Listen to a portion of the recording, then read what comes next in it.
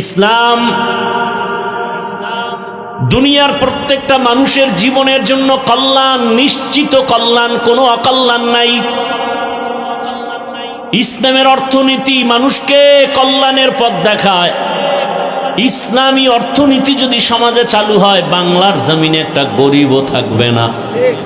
ইসলামে এমন শান্তি যে হিন্দুরাও শান্তিতে চলবে, বৌদ্ধরাও শান্তি পাবে, মহিলারাও শান্তি পাবে, চাকরিজীবীদের শান্তি নিশ্চিত। ইসলাম আসলে ব্যবসা যারা করবে দিব্য নামে শান্তিতে বসবাস করবে। ইসলাম এদেরকে শান্তির গ্যারান্টি দিয়েছে, আর কেউ দেয়নি। সৌদি আরবের ঘটনা আপনারা অনেকে শুনে থাকেন।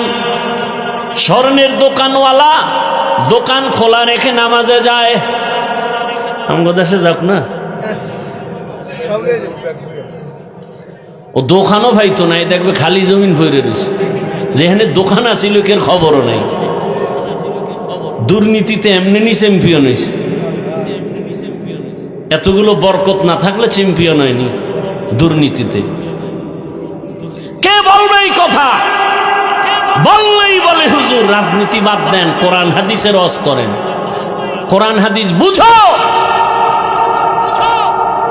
আমার আল্লাহ পরিবার নীতি কোরআনে দিলেন, অর্থনীতি কোরআনে দিলেন, ভুলে রাষ্ট্রনীতি দেন নাই। এটা আল্লাহর ভুল হয়ে গেছে। আল্লাহ হেদায়েত দান করুন।